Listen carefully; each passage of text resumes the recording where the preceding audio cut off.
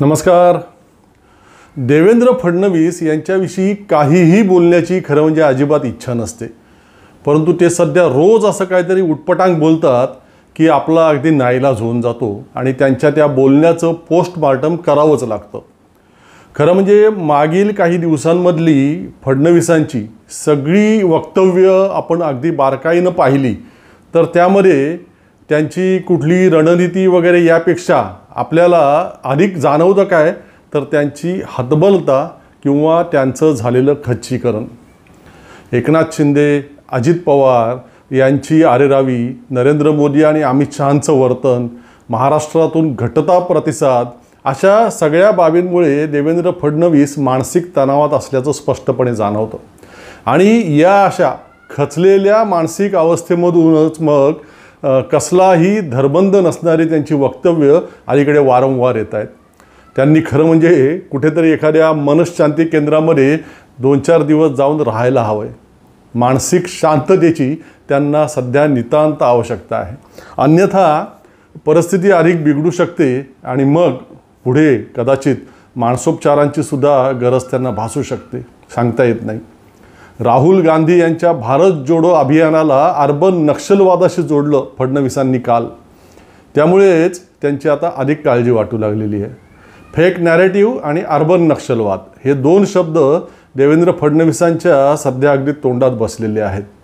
महाराष्ट्रामध्ये भारतीय जनता पार्टीच्या विरोधात जे म्हणून लोक आहेत, ज्या म्हणून सामाजिक संघटना आहेत, ते सगळे देवेंद्र फडणवीसांच्या दृष्टीनं अर्बन नक्षलवादी आहेत. लाल रंगाचा तर त्यांनी इतका धसका घेतला आहे की काही विचारताच सोय नाही. पहिले ऐका, तुम्ही जर ऐकलं नसेल तर काल फडणवीस काय बोलले ते, आणि मग आपण त्याबाबत पुढे बोलूच.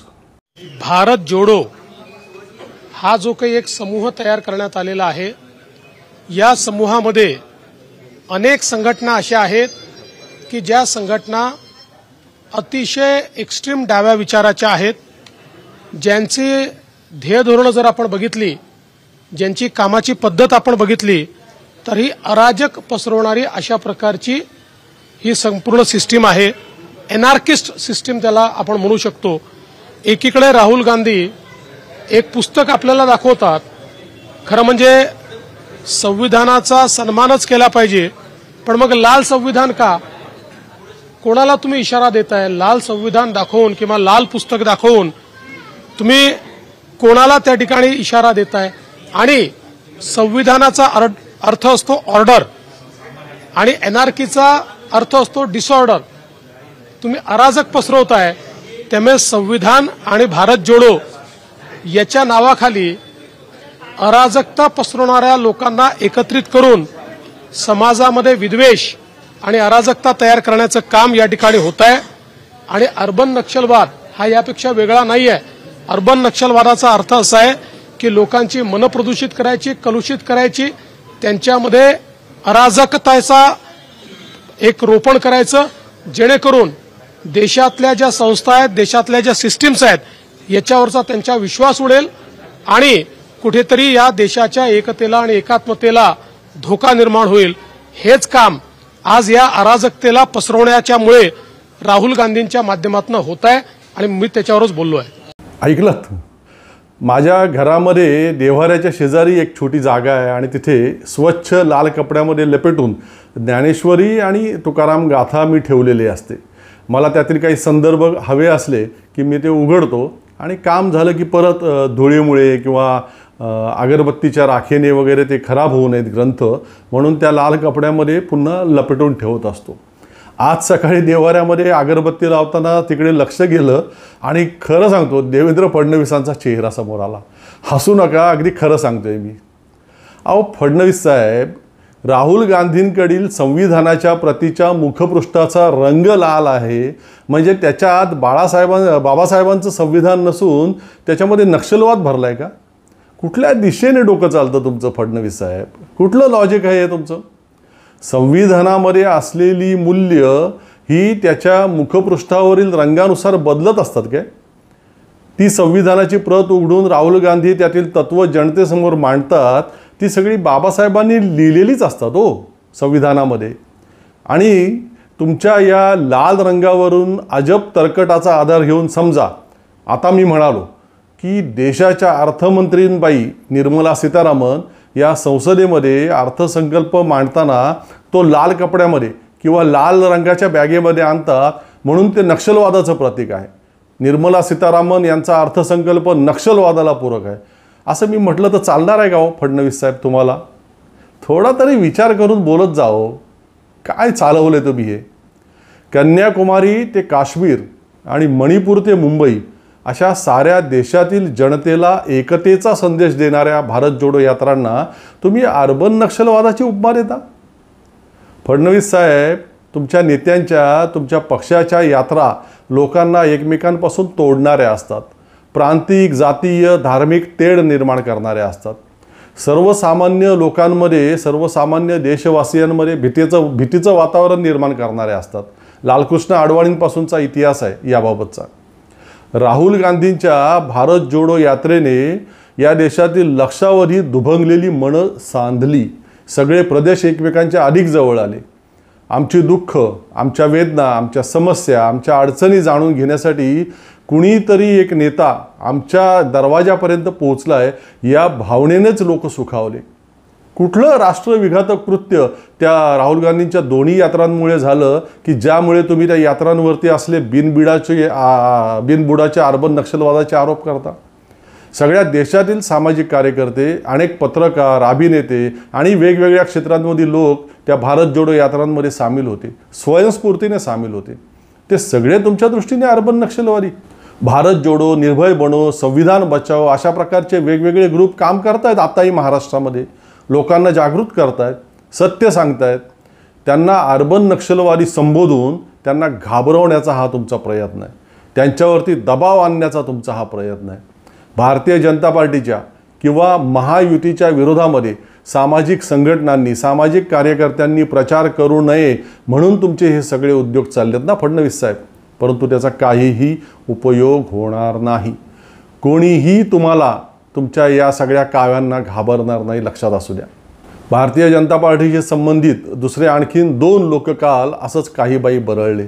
खरं तर दुर्लक्षित करण्याच्या लायकीचे आहेत पूर्णपणे ते दोघेही, परंतु काळ सोकावू नये म्हणून त्यांच्या त्या विकृत आणि मूर्ख वक्तव्यांची दखल घ्यावी लागते. त्या 2 मधले पैकी पहिले, काय नाव त्यांचं, गोविंद देवगिरी की गोविंद देवगिरी असं काहीतरी. पूर्वी म्हणे त्यांचं नाव काहीतरी किशोरजी मदन गोपाल व्यास असं होतं आणि मग ते बदलून आता काहीतरी गोविंद देवगिरी असं झालेलं आहे. मूळचे ते आपल्या महाराष्ट्राचे असल्याचं म्हटलं जातं, विकिपीडियावरती, गुगलवरती आहे. आणि आता अयोध्येच्या राम मंदिराचे ते खजिनदार वगैरे आहेत. या व्यक्तीने राम मंदिर उद्घाटनाच्या वेळी काय तारे तोडलेले होते आपणापैकी अनेकांनी ते पाहिलं असेलच. आपल्या छत्रपती शिवाजी महाराजांची तुलना त्यांनी नरेंद्र मोदींची केलेली होती.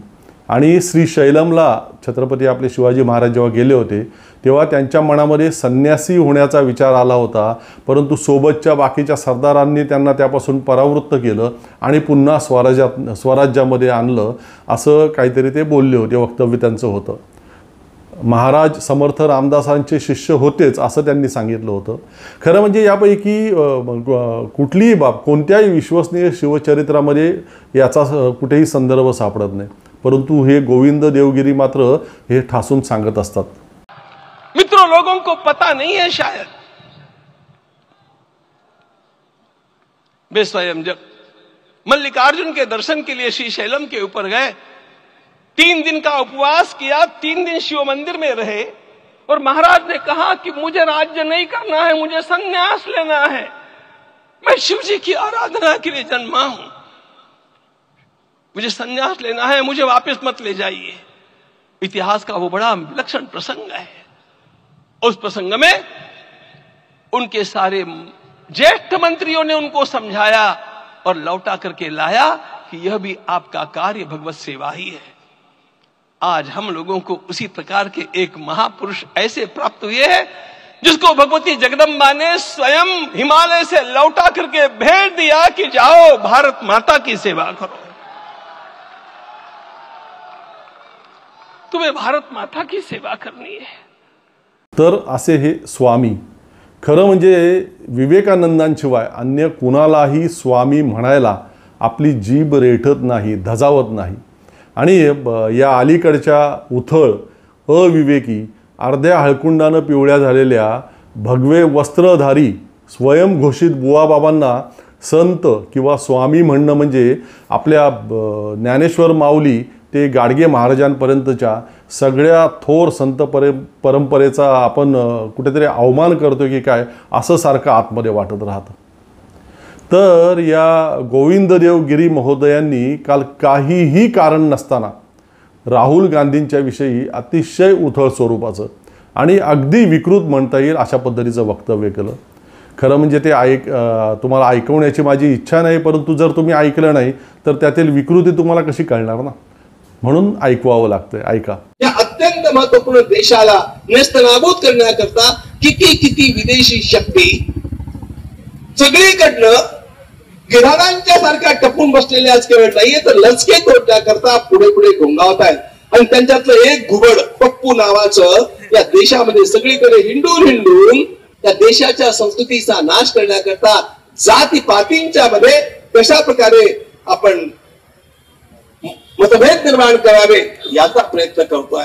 मला फक्त इतकंच तुम्हाला सांगायचंय, आमच्या डोक्यामध्ये एक भावना प्रबळ असली पाहिजे, जो रामजी को लाए है हम उन्हीं को लाए. ऐकलत?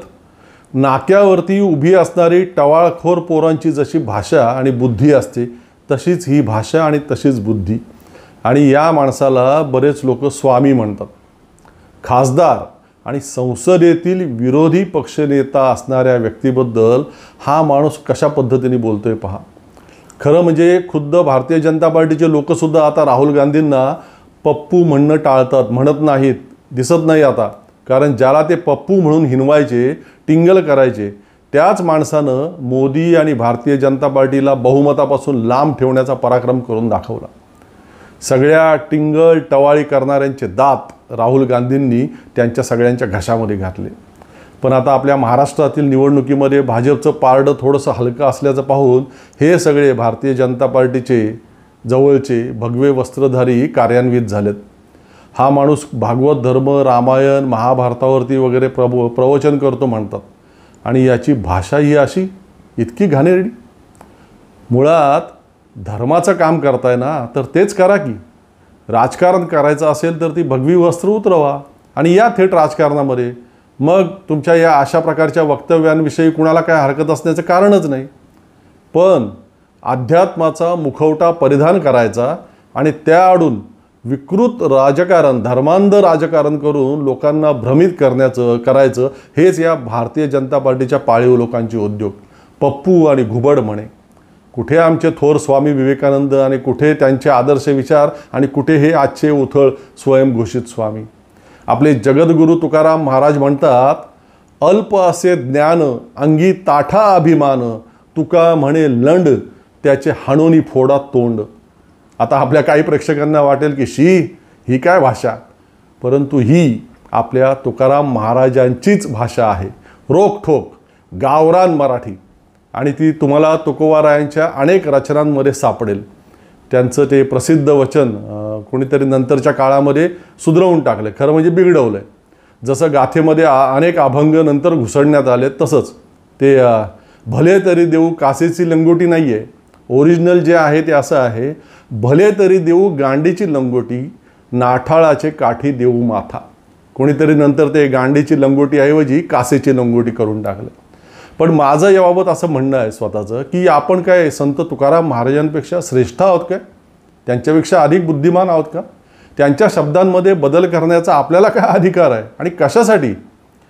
आपल्या बोलीभाषेमध्ये आजही म्हणजे तुम्ही कोल्हापूरला जा, कोकणात जा, आणखीन अन्य भागात महाराष्ट्राच्या, तुम्हाला बोलीभाषेमध्ये आपल्या सर्रास शिव्या सापडतील. ती परंपराच आहे आपली, ती सुद्धा एक. असो, गोविंददेव गिरी प्रकरण झालं. आता कालचा दुसरा बरळणारा मूर्ख म्हणजे तो सदा खोत. त्याला काही लोक सदा भाऊ खोत वगैरे म्हणतात. पण या अशा दादा भाऊ वगैरे आदराच्या आणि आपुलकीच्या उपाध्या लावण्याच्या लायकीचा आहे का तो माणूस? यापूर्वीसुद्धा त्यानं आपल्या बौद्धिक दिवाळखोरीचं प्रत्यंतर अनेकदा दिलेलं आहे आपल्या घाणेरड्या वक्तव्यांमधून. परंतु काल त्याने सगळ्या हद्दी ओलांडल्या. शरद पवारांवरती त्याचा राग आहे, ठीक आहे. टीका टिप्पणी करायचे जरूर करा, आरोप करायचे जरूर करा, प्रत्येकाला तो अधिकार आहे संविधानाने दिलेला. पण भाषेची काय मर्यादा पाळणार की नाही? कॅन्सरसारख्या दुर्धर व्याधीशी लढून वयाच्या 84व्या वर्षामध्ये तो माणूस राजकारणामध्ये मैदान गाजवतोय. भारतीय जनता पार्टीला चारी मुंड्या चित करण्याची जिद्द बाळगून लढतोय. या राज्यातील लक्षावधी लोकांचे, तरुणांचे, कार्यकर्त्यांचे ते आजही प्रेरणास्थान आहेत. त्या कॅन्सरच्या व्याधीने, शस्त्रक्रियांमुळे त्यांच्या चेहऱ्याचा आकार बदलून गेला आहे, तर त्यावरून टिप्पणी करत तो महामूर्ख सदाखोत काल काय बोलला ऐका. पण पवाराला मानावं लागेल, एवढं हाणलं तरी सुद्धा भाषणात आता म्हणतया मला महाराष्ट्र बदलायचा आहे, मला महाराष्ट्राचा चेहरा बदलायचा आहे. कसला तुला चेहरा? तुझ्या चेहऱ्यासारखा पाहिजे का? ऐकलत? ही टीका करण्याची कोणती पद्धत आणि ही कोणती भाषा? देवेंद्र फडणवीसांनी आपल्या पदरी जी एक भुंकणाऱ्या लोकांची फौज बाळगलेली आहे ना, ते प्रवीण दरेकर, प्रसाद लाड, निलेश राणे, गोपीचंद पडळकर वगैरे, त्याच फौजेमधला, त्या भुंकणाऱ्या फौजेतला आणखीन हा एक सदाखोत. स्वतः कधीच जनतेमधून निवडून आला नाही, येऊसुद्धा शकणार नाही कधीच.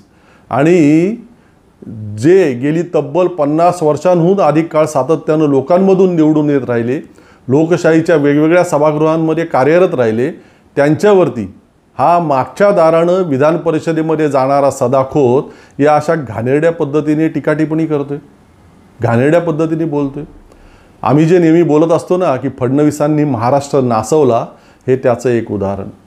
तो सदाखोत स्टेजवरून ही अशी गरळ घाण ओकत असताना तो पडळकर आणि स्वतः फडणवीससुद्धा हसत होते. किती गलिच्छ लोक आहेत हे. राजकीय सुसंस्कृतपणा कशाला म्हणतात? एक अगदी याबाबतचं ताजं उदाहरण सांगतो, कारण मी त्या घटनेशी संबंधित आहे म्हणून. नामदेव ढसाळ, राजा ढाले वगैरे प्रमुख आंबेडकरी विचारधारेतील नेत्यांसोबत दलित पॅन्थरमध्ये अग्रभागी राहिलेले लढाऊ बाण्याचे ज्येष्ठ आणि विचारवंत नेते, रिपब्लिकन चळवळीतले श्यामदादा गायकवाड यांची मी आपल्या अभिव्यक्तीसाठी नुकतीच एक मुलाखत घेतली. अतिशय सुंदर, अतिशय विश्लेषण त्यांनी जबरदस्त केलेलं आहे आणि रोखठोक बोललेत. त्यामध्ये तुम्ही ती मुलाखत पाहिली नसेल तर जरूर पहा. त्यांची मुलाखत घेऊन मी अंबरनाथवरून घरी परतलो आणि मोबाईलवरती अपडेट पाहिले तर सन्माननीय प्रकाश आंबेडकर यांना हृदयाशी संबंधित काही त्रास झाल्यामुळे रुग्णालयात दाखल करण्यात आल्याचं वृत्त समोरच दिसलं. मला त्या मुलाखतीमध्ये जी मुलाखत मला श्यामदादा गायकवाड यांनी दिली होती त्यामध्ये त्यांनी प्रकाश आंबेडकर यांच्या सध्याच्या कार्यपद्धतीविषयी काही टीका टिप्पणी केलेली होती.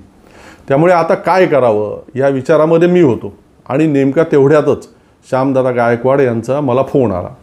प्रकाश आंबेडकर बरे होऊन हॉस्पिटलमधनं बाहेर पडल्यावर ती मुलाखत अपलोड करा, तोवर करू नका कारण ते बरं वाटत नाही, असं ते मला फोनवर बोलले. मी सुद्धा अर्थातच ते मान्य केलं. याला राजकीय सुसंस्कृतपणा म्हणतात. सदाखोतसारख्या गुडघ्यात मेंदू असणाऱ्यांकडं अर्थातच तो कधीही येणं मुश्किल. फडणवीसांनी सामाजिक कार्यकर्त्यांना अर्बन नक्षलवादी म्हणणं, गोविंद देवगिरींनी राहुल गांधींना घुबड म्हणणं आणि सदाखोतनं शरद पवारांच्या व्याधीवरती घाणेरडी टिप्पणी करणं, हे सगळंच भारतीय जनता पार्टीचा बुडत्याचा पाय अधिक खोलात घालणारं ठरणार आहे, हे अगदी 100%. असो, थोडी सरमिसळ झाली आजच्या भागामध्ये विषयांची आज, परंतु इलाज नव्हता. थांबण्यापूर्वी अर्थातच आपलं नेहमीचं आवाहन, आपलं अभिव्यक्ती चॅनल सबस्क्राईब केलेलं आहात का? नसेल केलं अजून तर प्लीज आता लगेचच करा. एपिसोड आवडत असतील तर लाईक करा, शेअर करा. पुन्हा भेटू लवकरच. तोपर्यंत धन्यवाद.